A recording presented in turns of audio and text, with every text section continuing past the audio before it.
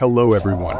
Did you know that there are currently between 5,000 and 8,000 hyenas roaming the wilds of South Africa?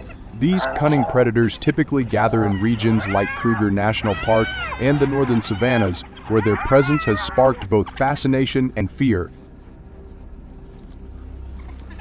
Their eerie calls at night and unpredictable behavior have created confusion among locals and tourists alike, raising concerns about their interactions with humans.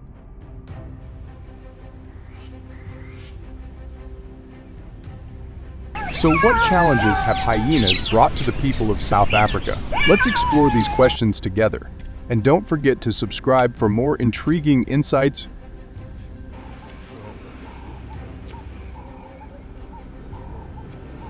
In South Africa, hyenas pose a serious threat to both wildlife and local communities. They prey on species like antelope and young animals, disrupting ecosystems and sometimes targeting endangered species.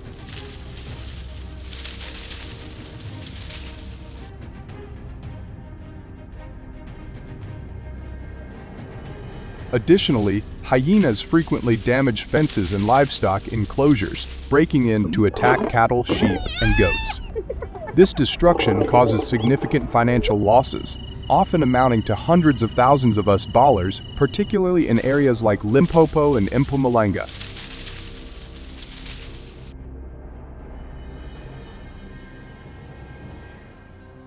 So, what steps have South Africans taken to protect their livestock and economy from these predators? Join us as we explore their solutions.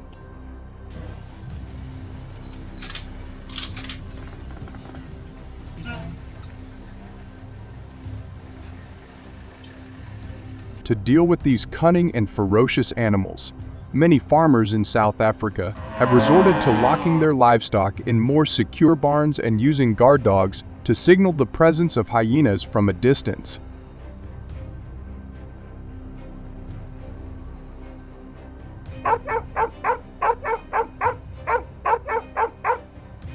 While these methods offer some protection, they are only temporary solutions. Hyena populations have increased by around 15 in recent years, and their intelligence and stealth make them difficult to manage, leading to continued incidents of livestock loss and even attacks on people, resulting in injuries.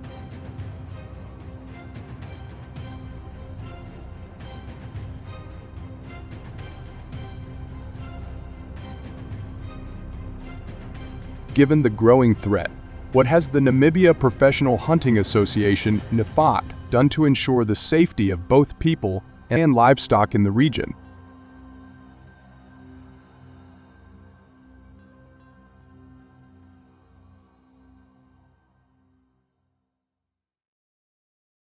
To protect communities from the cunning and dangerous hyenas, the Namibia Professional Hunting Association has taken a bold approach, attracting some of the most skilled hunters in the region.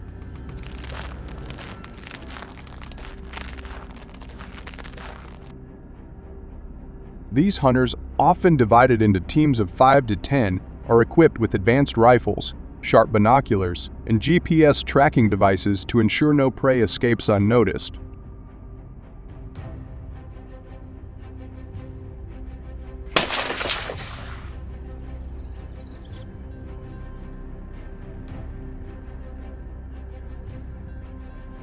Their mission is not just about hunting, it's about restoring balance, keeping the ever-growing hyena population, now rising by 15, under control. But it's no easy feat, as these predators are notoriously intelligent and elusive. So how exactly does the hunt unfold? Well done. Well done. The first step is locating the prey.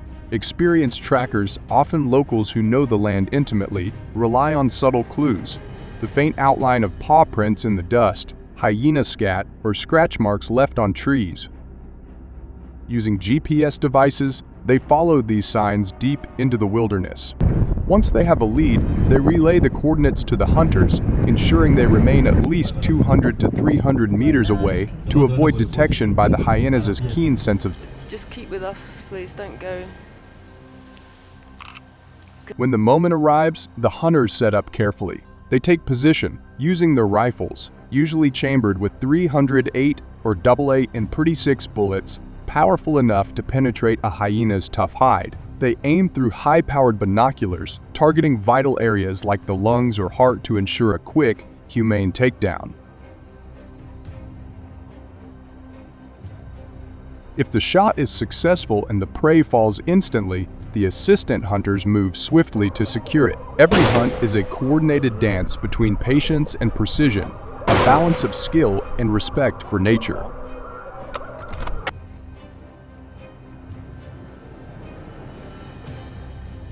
By the end of each hunt, the team often harvests 2 or 3 hyenas, and the results are reported to local wildlife authorities. This not only helps keep track of hyena populations, but also aims to reduce attacks on people and livestock by up to 25. Shot. The debate around these efforts continues, though. Do you think this approach is the best way to handle the growing hyena problem, or are there other solutions worth exploring? Share your thoughts in the comments below.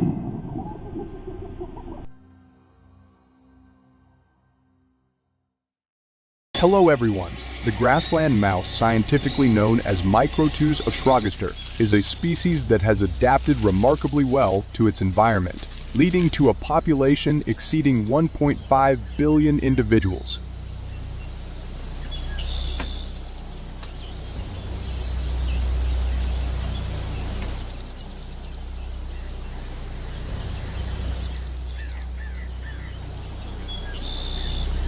These prairie voles are prevalent throughout the central United States, particularly in grasslands and savannas. However, their presence has posed significant challenges and damage to farmers in these regions.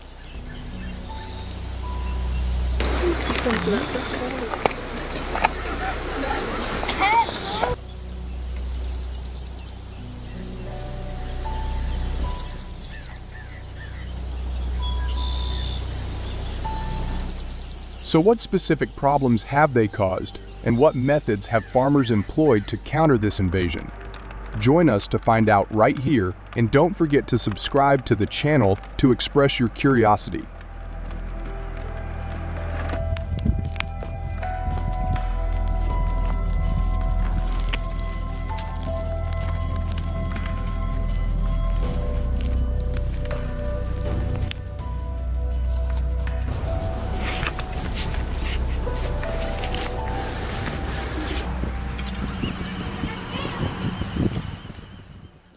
In the realm of agriculture, wild rats alone are responsible for nearly $2 billion in damage each year. This staggering figure underscores the significant impact these pests have on farming operations across the globe.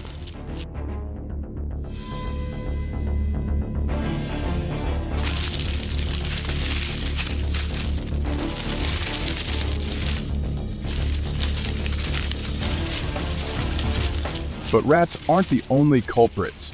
Prairie voles consume a wide variety of crops, including grains, legumes, and vegetables. Their feeding habits can severely damage seedlings, roots, and mature plants.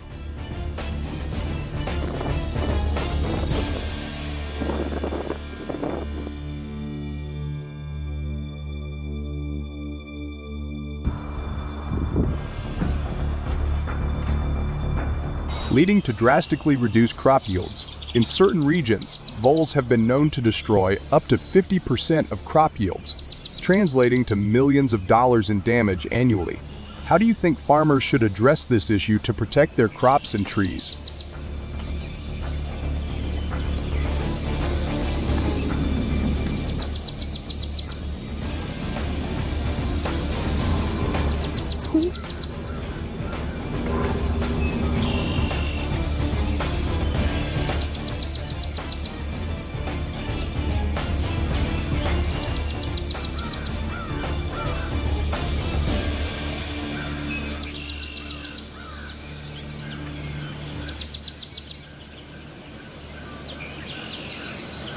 To reduce damage and prevent the invasive behavior of prairie voles. Hunters here have shown their ultimate skills through skillful shots. Hunting prairie voles with a shotgun requires specific techniques and equipment due to their small size and behavior.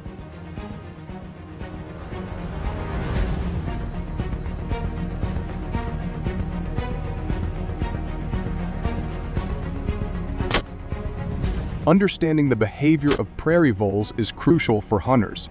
Voles are small, burrowing rodents that are usually active during the day. They create complex tunnel systems and are commonly found in grasslands, savannas, and agricultural fields. Have you ever observed the intricate tunnels created by prairie voles?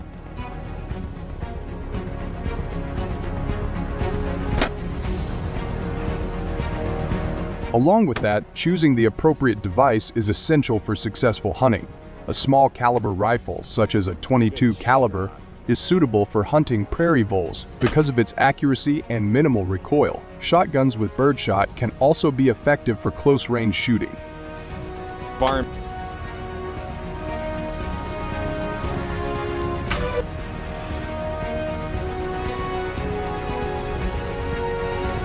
High-velocity bullets ensure greater accuracy and clean target destruction. Additionally, a scope with good magnification can help detect and accurately shoot small targets such as voles. Have you tried different firearms or scopes for hunting small game before? You're hitting right. When detecting prey, hunters need to move slowly and cautiously to avoid alarming the voles. Sudden movements can scare them and cause them to return to their burrows. Head sticking out. Sorry, dude. Paying attention to the wind direction is crucial to ensure your scent doesn't drift towards the voles, which could cause them to detect your presence. Waiting in ambush near their activity area requires patience because eventually the voles will come out of their burrows.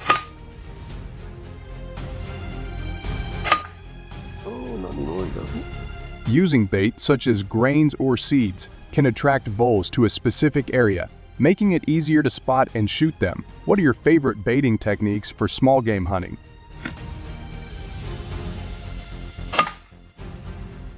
Additionally, executing the shot requires a firm aim. Ensuring your rifle is firmly aimed, perhaps using a bipod or mount, can increase accuracy when aiming at such a small target.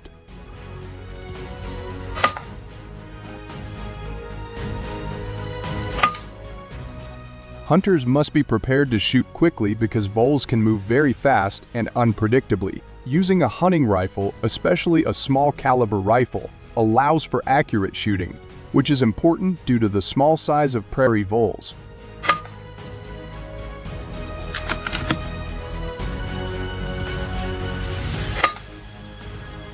Guns provide the ability to hunt from a distance, reducing the risk of alarming voles. Do you agree with this method? If yes, please like the video. If no, leave the number 0 in the comment section to share your opinion.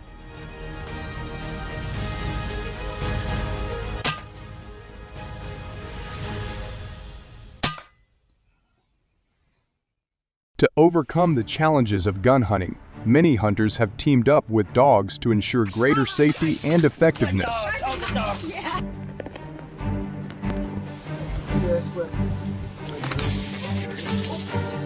Dogs, with their sharp sense of smell and agility, bring significant advantages to the hunt. Have you ever considered using a dog for hunting? If so, what breed do you think would be most suitable? Oh, there's another one right here. Tail. When choosing a dog for hunting and tracking, breeds such as terriers, greyhounds, or dachshunds are often recommended. These breeds are small, agile, and have strong hunting instincts. Good girl. Good dog. Good job. So what we're really seeing is the effectiveness of putting water.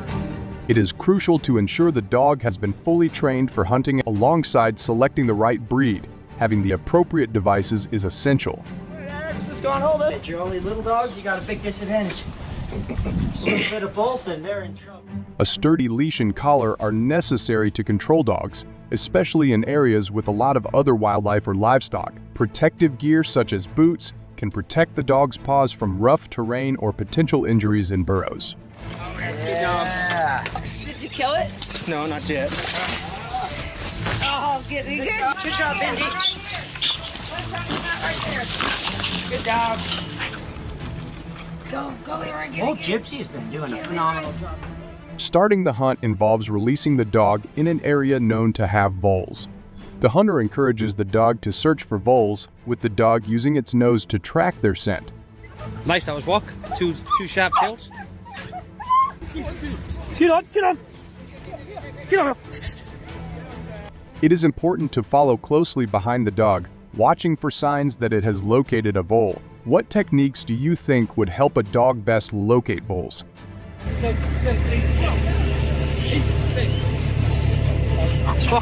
think you have a nerve problem. Yeah. Just say that I think I have a back pain. I mean, don't say back pain. When the dog finds a vole, it will alert the hunter through specific behaviors such as barking, digging, or other trained actions. The hunter then assists by carefully digging to help discover the vole. When handling voles, it is advisable to use gloves to avoid the risk of bites or disease transmission. If necessary, dispose of the voles quickly and humanely. Yeah, see, she went in with her. Oh.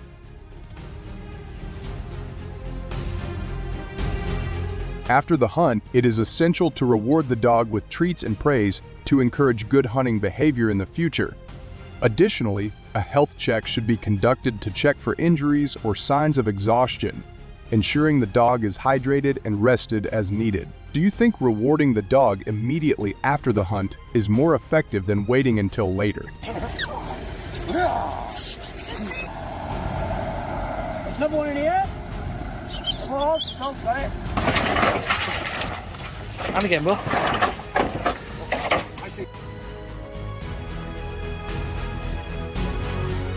In particular, safety and legal considerations are also paramount. Always prioritize the dog's safety by avoiding potentially dangerous areas such as sharp rocks, deep caves, or areas with aggressive wild animals. Checking local hunting regulations regarding the use of dogs to hunt small rodents is crucial to ensure compliance with any licensing or seasonal restrictions. How do you ensure you stay updated with local hunting regulations? So what we're really seeing is the effectiveness of putting water at the higher... Good job, boss. Good job. Good jobs. He didn't know her. He's running to all his old hiding spots and they were gone. He's like, where the heck is this going?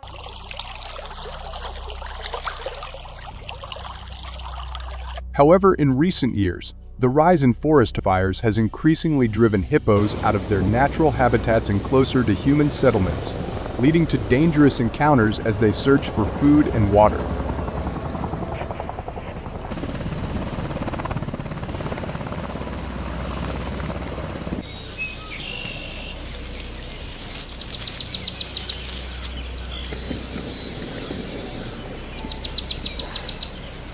So what impact have hippos had on the lives of people in this area? Let's find out together, and don't forget to subscribe to the channel to get our latest updates.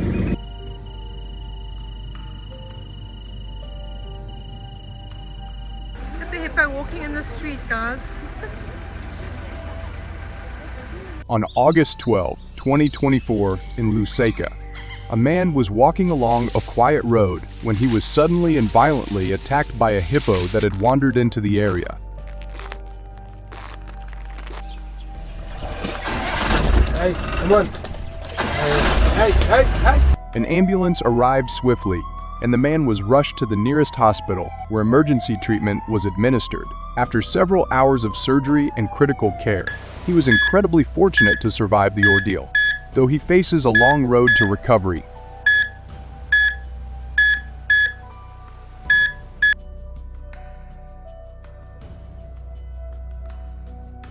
The incident sent shockwaves through the community, leaving the people of Zambia deeply concerned about the growing presence of wild animals in urban areas and the increasing threat to human safety.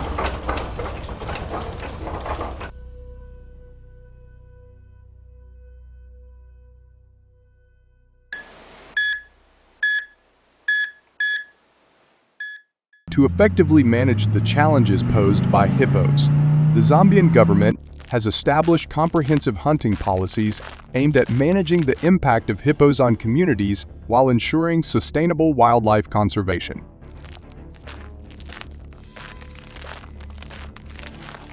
Annually, around 250 to 300 hunting permits for hippos are issued, a measure designed to control the population and minimize human-wildlife conflicts. These permits are typically valid during the dry season, from May to November, when water levels are lower.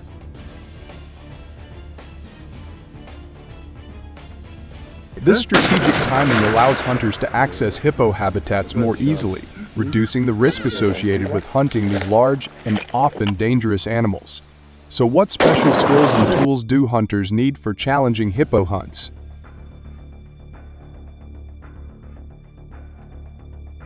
In particular, hunters in Zambia predominantly rely on high-caliber rifles, such as the 375 AFT Magnum or the 458 Winchester Magnum, which are specifically chosen for their ability to penetrate a hippo's thick skin and large body mass.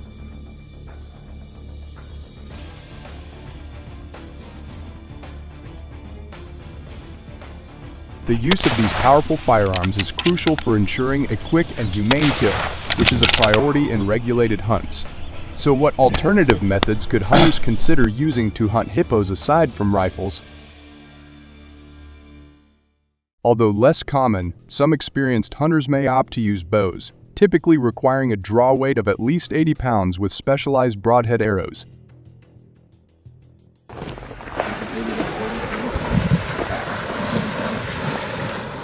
This choice demands a high level of skill and is generally reserved for those with significant experience in big game hunting.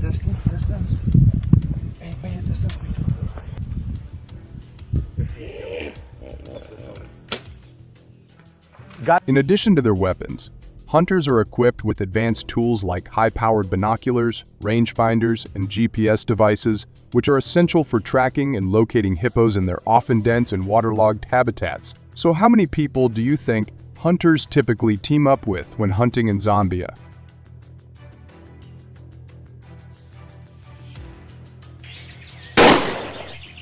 Additionally, hunting in Zambia is usually conducted in groups of 3 to 5 people, a practice that offers significant advantages in terms of safety and efficiency.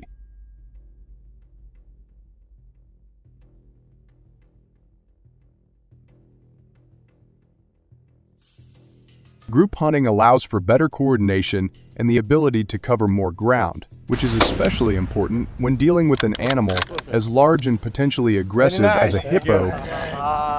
Hippo on land, that's very nice.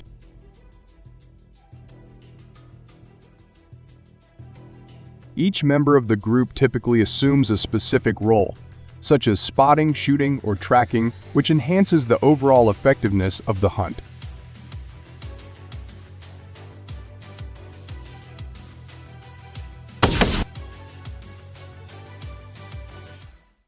When hunters spot a hippo, they carefully assess several factors, including the distance to the animal, its size, and its behavior.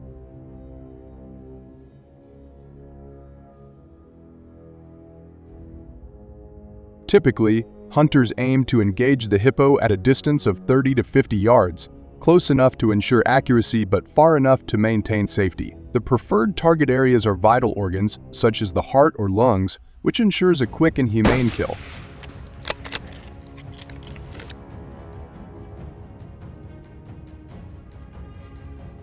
If the hippo is in water, hunters must wait for the animal to surface and present a clear shot, which requires patience and precise timing. So what must hunters do after a successful hippo hunt in Zambia?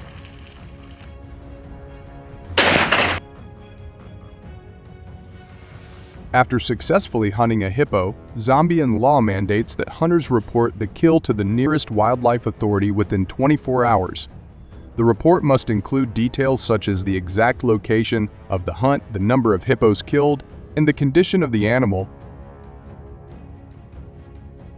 This information is crucial for the government, as it allows for continuous monitoring of hippo populations and the impact of hunting on conservation efforts.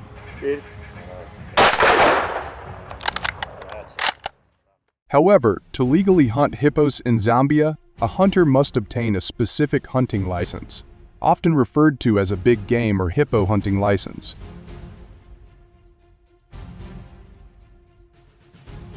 This license is essential to ensure that the hunt complies with Zambian regulations, which are designed to protect both the hunter and the wildlife population. The license can be obtained through the Zambian Department of National Parks and Wildlife or through licensed hunting outfitters who facilitate the process.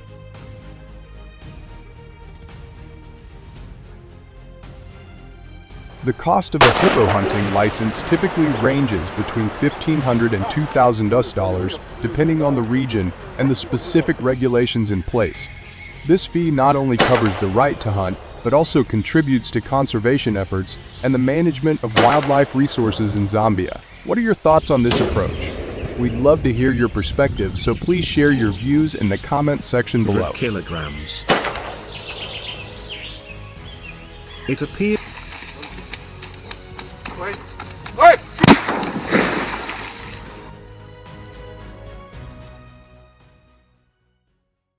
The sound of gunshots echoing through the mountains of Florida State is an announcement that the wild monkey hunting season has arrived.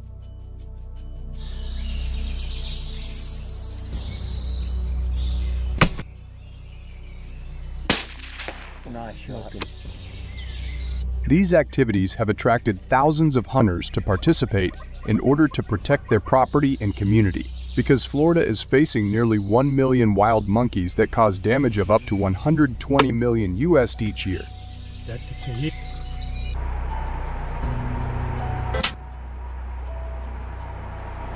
So what methods have hunters here used to deal with this population? Let's explore with us to answer this question, and don't forget to subscribe to the channel to update our latest information.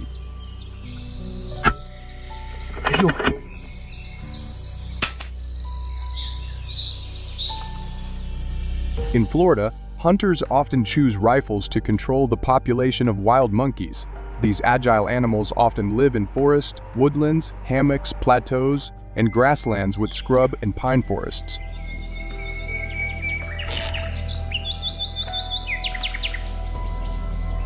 Rifles therefore provide hunters with good range and effective, humane shots. Hunters typically use high-powered, accurate, and reliable rifles such as DD-223, 200, 43, and D308 calibers. Along with that, quality scopes with good magnification and clear optics are essential for accurate aiming, especially in densely forested areas where visibility is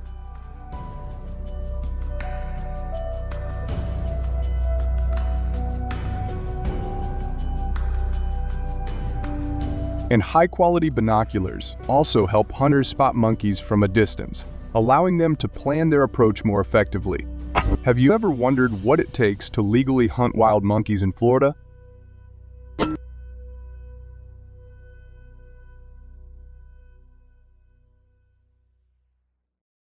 To hunt wild monkeys in Florida, all hunters must have a Wildlife Management Area WMA license administered by the Florida Fish and Wildlife Conservation Commission.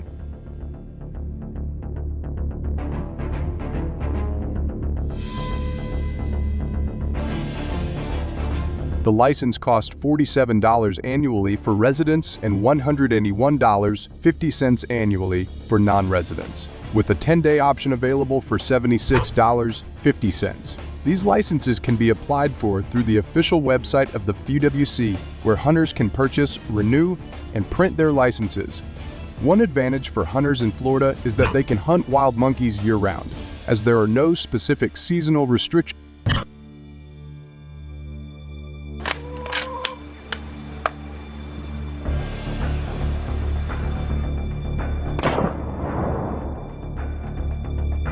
This continuous hunting opportunity creates favorable conditions for controlling the monkey population. So what time of day do you think is the most effective for hunting wild monkeys?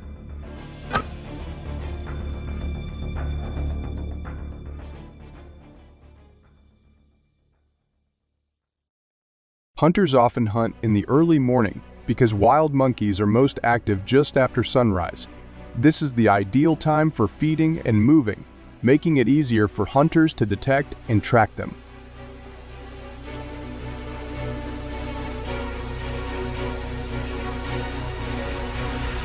When detecting prey, hunters must clearly identify their target to ensure it is indeed a wild monkey and not another animal or a non-target species.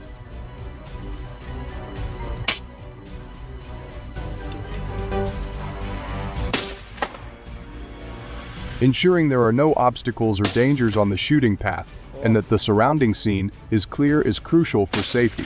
So have you ever wondered what it takes to ensure a successful and humane hunt when targeting elusive game like monkeys?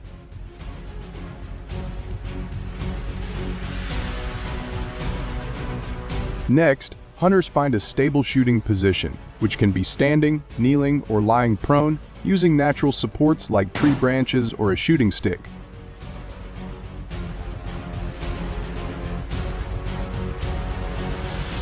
Using the rifle scope, hunters can clearly and accurately observe the monkey. Aiming at critical areas such as the chest or head ensures a quick and humane kill. The hunter gently squeezes the trigger to maintain accuracy.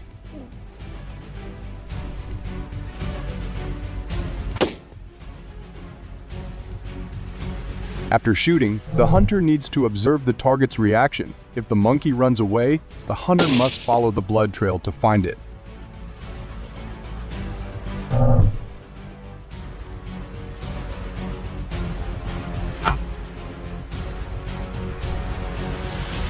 When the monkey is found, hunters should carefully approach the fallen animal to ensure it is no longer alive and avoid any potential danger. If necessary, a follow-up shot should be administered to ensure a humane end.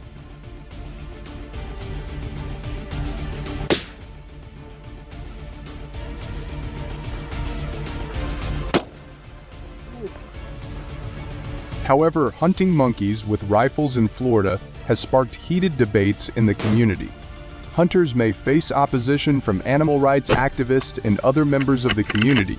Do you agree with this method? If yes, please like the video. If no, leave the number 0 in the comment section to share your opinion.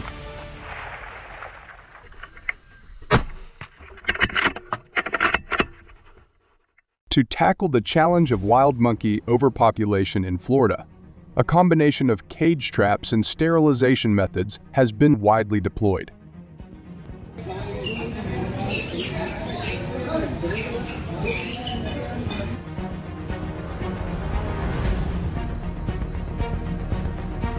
Initially, hunters use large cage traps designed for monkeys to enter comfortably without injury. These traps typically have sturdy metal frames with mesh sides and spring-loaded doors that close when a monkey enters, activating the mechanism.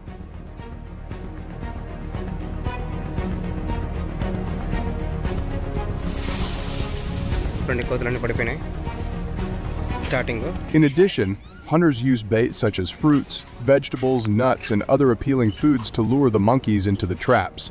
Bananas, apples, and other sweet-smelling fruits are particularly effective.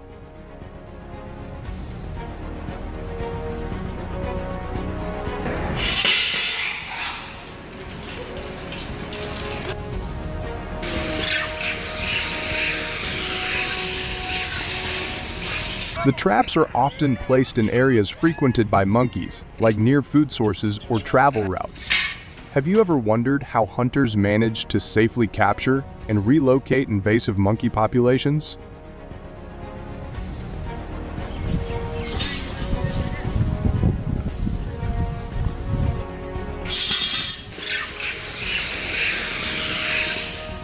Once the traps are set, hunters monitor them using tracking devices installed nearby to observe monkey activity and check if the traps have been triggered.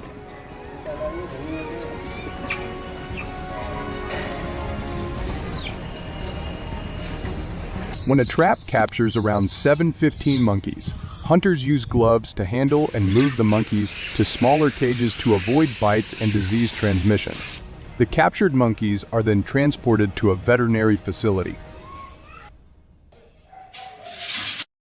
At the facility, a highly qualified veterinarian performs sterilization procedures, either cutting the vas deferens or tying the fallopian tubes.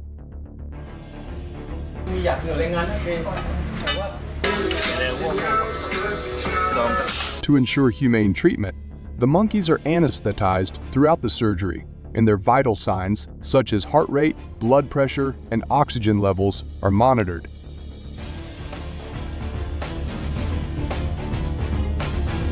After the procedure, the monkeys are closely observed as they recover from anesthesia. Their vital signs and overall condition are checked regularly, and they are kept in recovery cages until fully conscious and stable.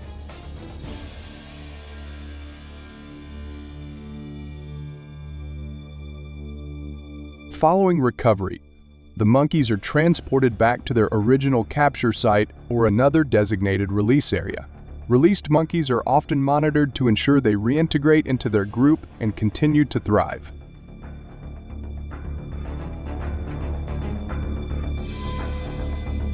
What are your thoughts on this approach? We'd love to hear your perspective, so please share your views in the comment section below.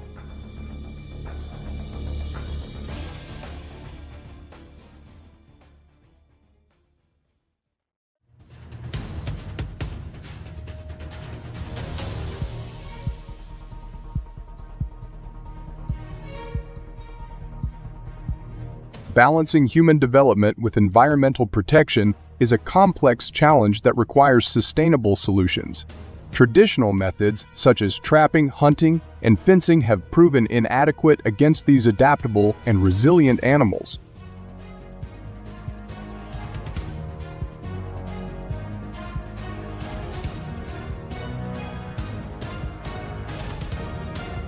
By developing comprehensive strategies, we can mitigate the adverse effects of invasive wild boar populations while promoting harmonious coexistence between human activities and wildlife conservation.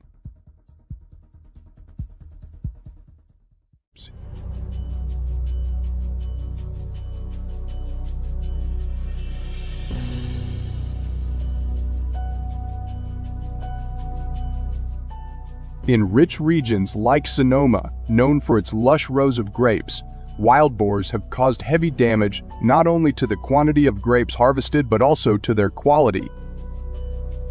Their destruction extends beyond vineyards. From almond orchards to vegetable fields, California's vast citrus groves did not escape the devastation. As a result, the state's agriculture has suffered significant losses, with crops being mercilessly destroyed, leading to a substantial economic impact.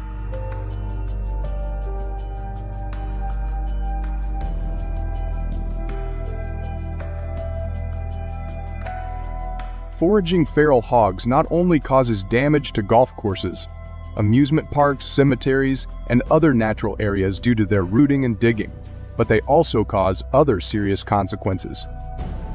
Their appearance on the streets has repeatedly become the main cause of traffic jams and even leads to accidents, directly threatening the safety of people in many places in the U.S.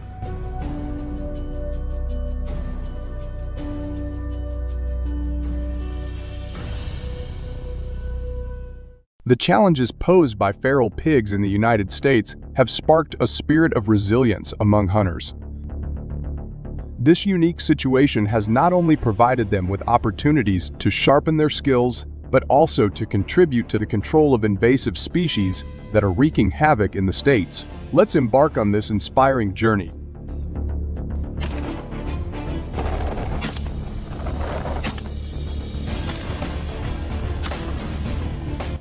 Wild boars, with their impressive speed and agility, present a formidable challenge. In response, some farmers and hunters have innovatively, albeit controversially, chosen to hunt them by car. This approach not only underscores the determination of individuals to safeguard their livelihoods, but also instills hope that they can adapt effectively to this escalating threat.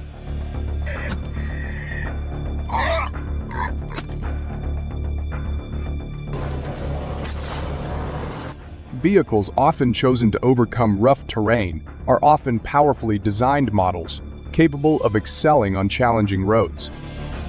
Large, heavy-duty pickup trucks and 4x4s are trendy among them because they are equipped with optimal four-wheel drive systems, providing the traction power and stability necessary to conquer rough surfaces. Bad road surface.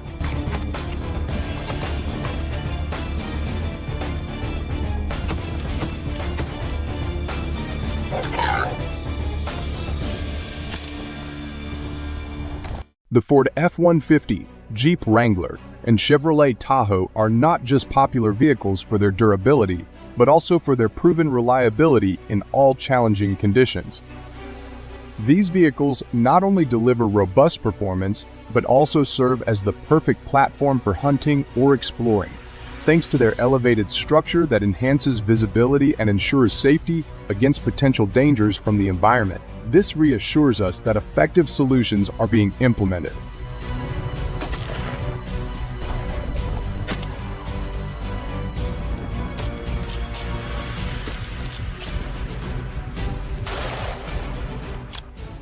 Not stopping there, night hunts are continuously organized, showing their determination to protect their agriculture in an admirable way. These hunts usually start around 10 p.m. and last until 2 a.m. Hunters chase wild boars by car, and after each night, they can harvest a significant number of wild boars.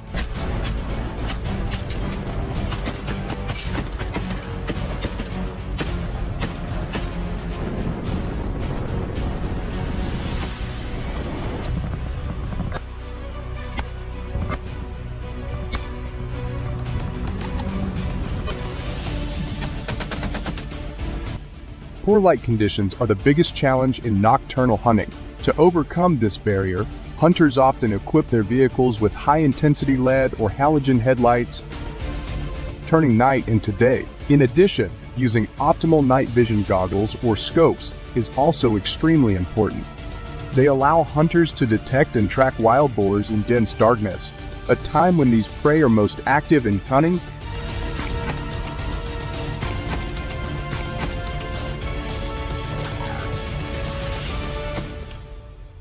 Although equipped with modern technology to support hunting at night, these devices still cannot ensure absolute visibility for hunters. Along with the dangerous and unfamiliar terrain, it increases risks, endangering not only hunters, but also neighboring communities if hunting takes place near densely populated areas.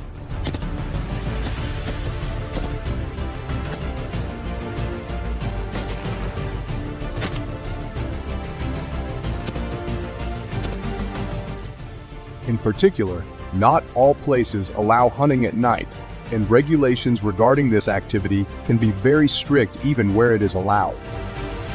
These laws are often in place to ensure public safety and promote ethical hunting practices. Therefore, before planning a hunting trip, you need to make sure that you have a license and tag issued by the authority.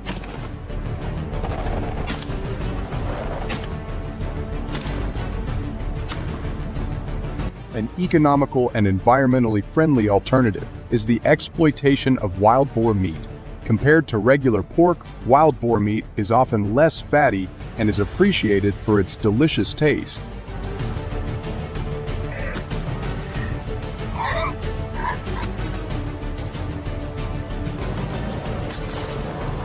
Primarily when the animals are raised healthily and the meat is handled carefully. In states like Tennessee and Arkansas, local hunters and small businesses have teamed up to turn wild boar meat into a variety of delicious dishes.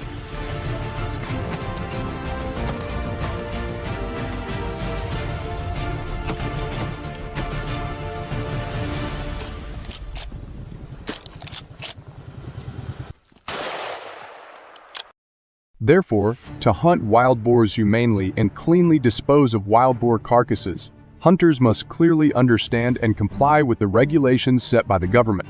This not only helps control the wild boar population effectively, but also ensures it does not negatively affect the ecological balance.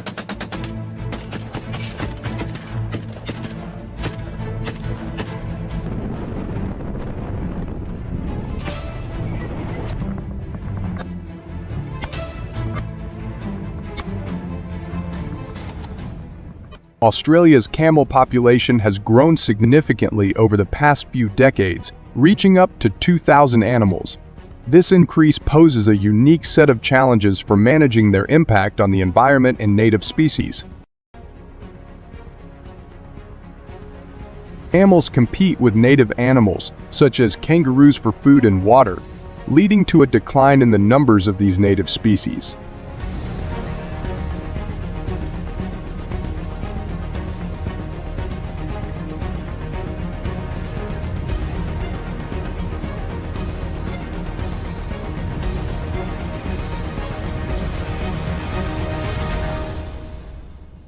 The sharp increase in camel populations has led to significant environmental degradation.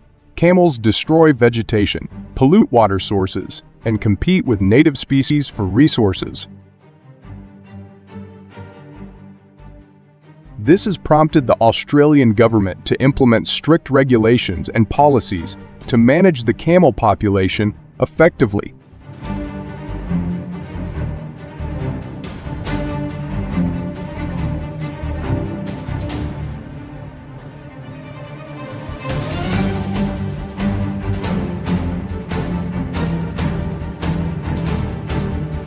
In 1988, the Australian government changed its camel population management policy, allowing for regulated hunting to control their numbers.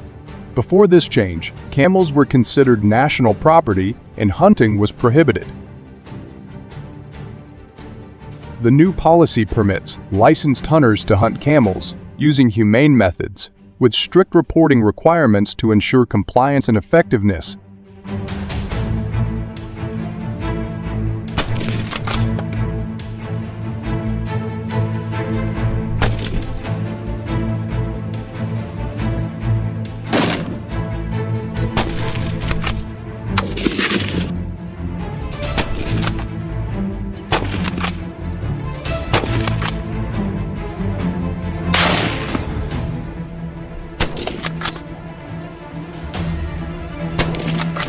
The use of helicopters and professional hunting teams has increased the efficiency of camel population control efforts. These teams can cover large areas quickly and effectively, ensuring that a significant number of camels are removed from the population. This method has helped reduce the camel population by an estimated 30, contributing to the protection of Australia's natural resources and native species.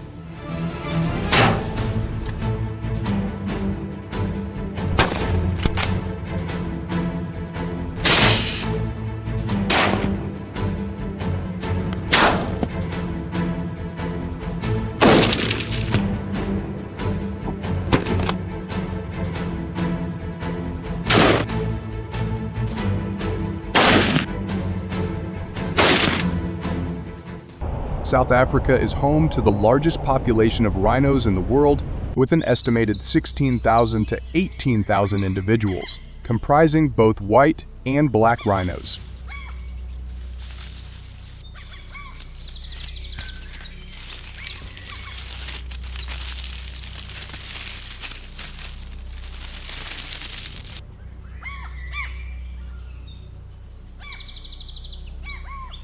These majestic creatures are primarily found in protected areas such as Kruger National Park, and they roam vast savannas and grasslands.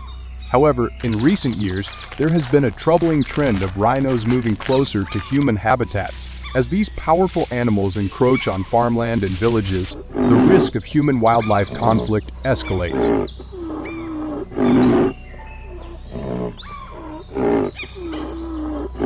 So what are the long-term implications of this shift, and how might it affect both rhino conservation and the safety of local communities? Let's find out together, and don't forget to subscribe to the channel to get our latest updates.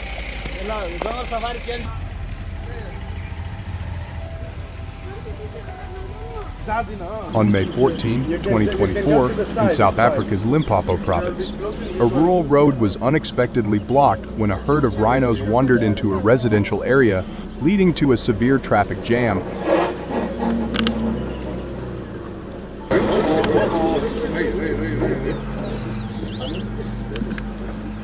Amidst the chaos, one of the rhinos collided with the car, violently overturning it and causing severe injuries to its occupants.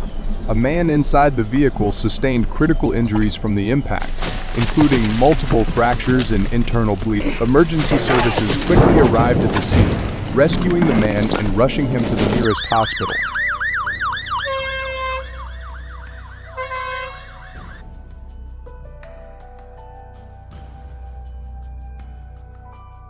Despite the medical team's best efforts, his injuries proved too severe, and he succumbed to them shortly after being admitted. The tragic incident serves as a stark reminder of the dangers of wildlife encroachment into human territories, particularly in regions where such encounters can have fatal consequences.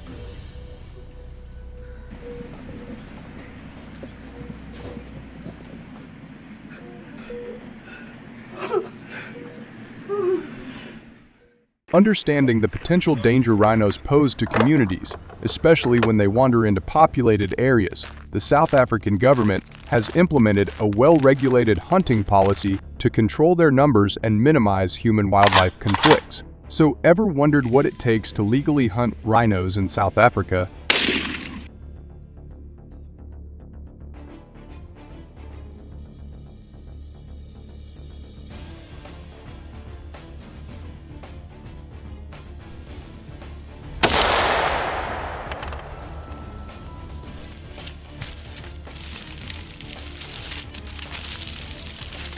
Each year, this hunting policy attracts approximately 300 to 400 hunters from around the world who are drawn by the challenge of hunting one of Africa's most iconic and formidable animals.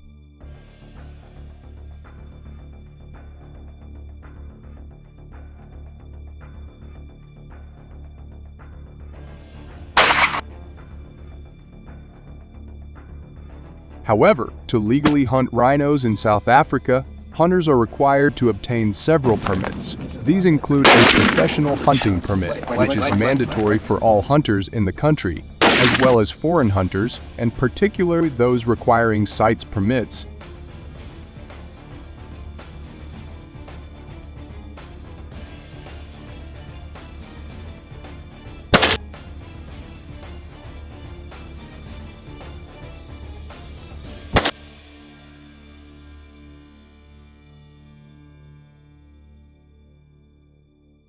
As a result, South Africa issues approximately 100 to 150 rhino hunting permits each year, a number carefully determined by wildlife management authorities.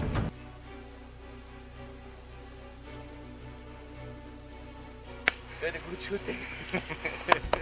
Поздравляет, хорошо стреляет.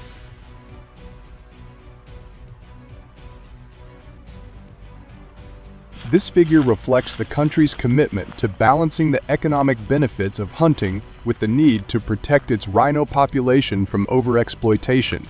How do you think the choice of weapon impacts the effectiveness and ethics of hunting large, powerful animals like rhinos?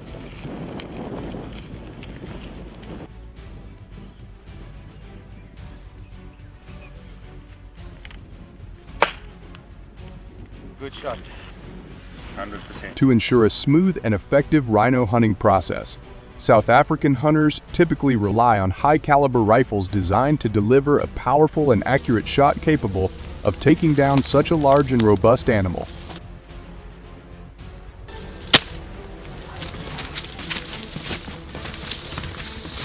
Common choices include .375 H8 Magnum, 416 Rigby, or 458-lot rifles, which provide the necessary stopping power to humanely and efficiently hunt a rhino. In addition, hunters in South Africa usually form small groups of 2 to 4 people when going on a rhino hunt.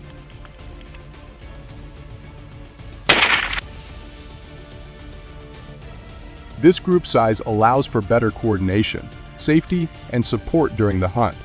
Each member of the group typically has a specific role, such as the primary shooter, backup shooter, and spotter, ensuring that the hunt proceeds smoothly.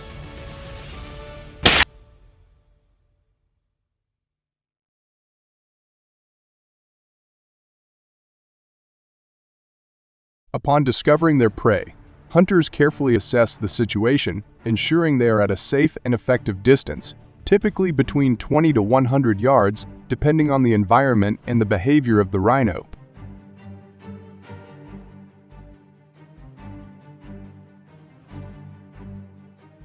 At this range, the hunters can accurately target the vital areas of the rhino, such as the heart-lung area, to ensure a humane and quick kill. However, if the rhino is not killed by the initial shot, the hunter will follow up with additional shots until the animal is down.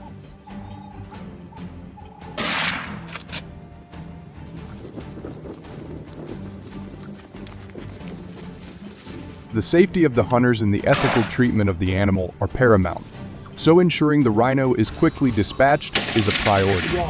So what must hunters report after a successful rhino hunt in South Africa?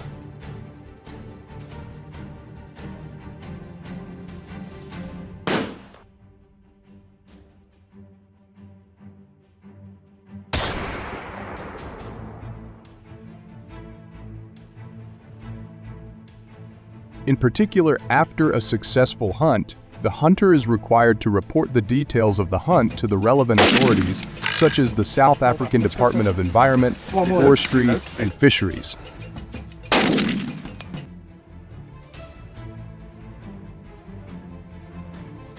The report must include specific information such as the location of the hunt, the number of rhinos taken, the age and sex of the animals, and the permit numbers used for the hunt. This information is crucial for monitoring rhino populations and ensuring that hunting remains sustainable and in line with conservation goals.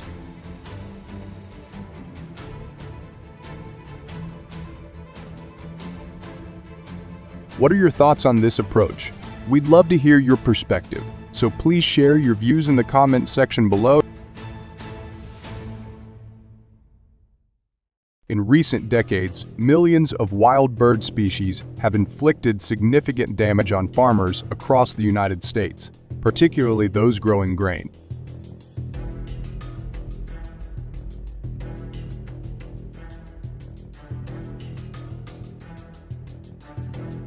According to a 2021 USDA report, the primary culprits are rock pigeons, sparrows, and red-winged blackbirds. Another invasive species causing concern among many farmers is the European starling.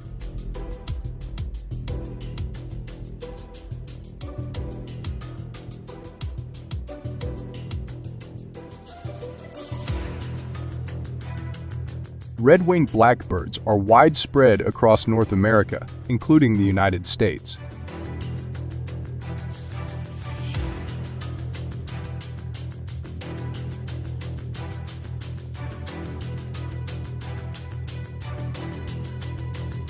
The United States Fish and Wildlife Service's 2021 survey estimated that the U.S. population ranges between 120 million and 190 million, with the total population in North America possibly exceeding 630 million.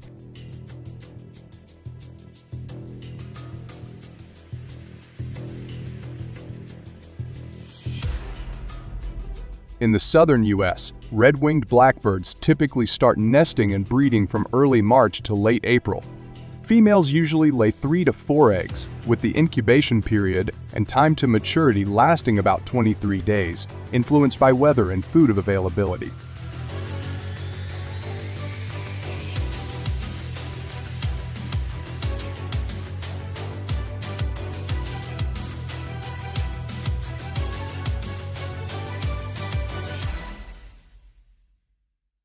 The red-winged blackbird is highly territorial, especially during the breeding season.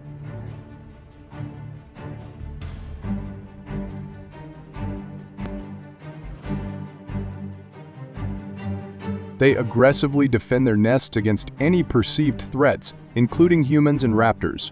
Sensitive to intrusions, these birds will not hesitate to attack to protect their territory.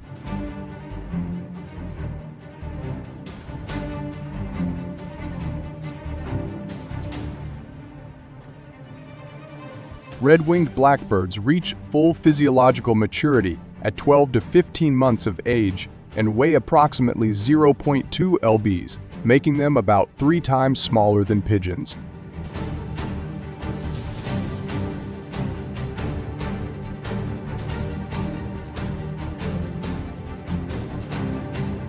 Red-winged blackbirds generally don't trouble American farmers unless they gather in large flocks, which can then become a major problem.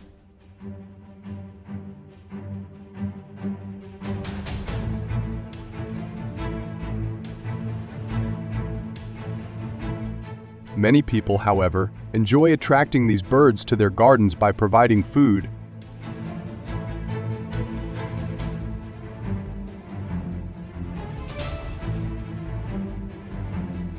During the fall and winter, red-winged blackbirds often form large migratory flocks, sometimes numbering in the thousands or even tens of thousands.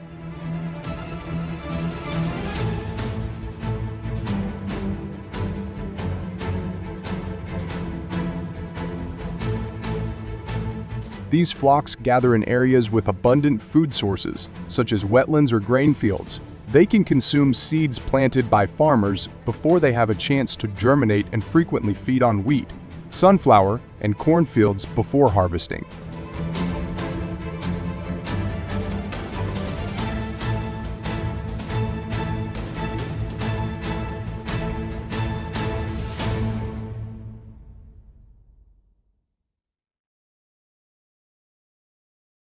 Large flocks of red-winged blackbirds not only impact agriculture, but also cause substantial pollution in urban areas due to their droppings.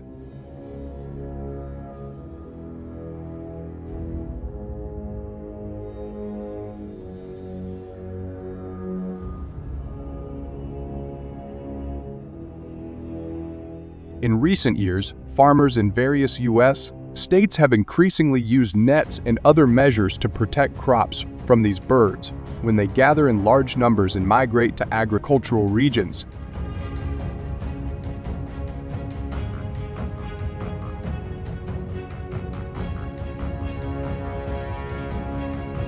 However, states like California, Texas, Florida, and Michigan often have the largest populations of these birds in the United States, frequently witnessing flocks numbering in the millions. These large groups forage in grain and vegetable fields and feed on farms growing fruit trees such as cherries, grapes, and blackberries.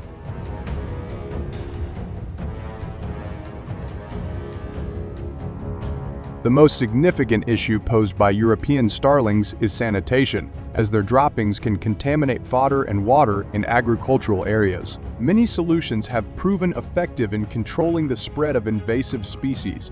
Do you know of any other methods that might work even better? Share your thoughts in the comments below. Also, don't forget to like, share, and subscribe to support our channel and stay updated with our latest videos. Lastly, share this video with your friends so they can enjoy it too.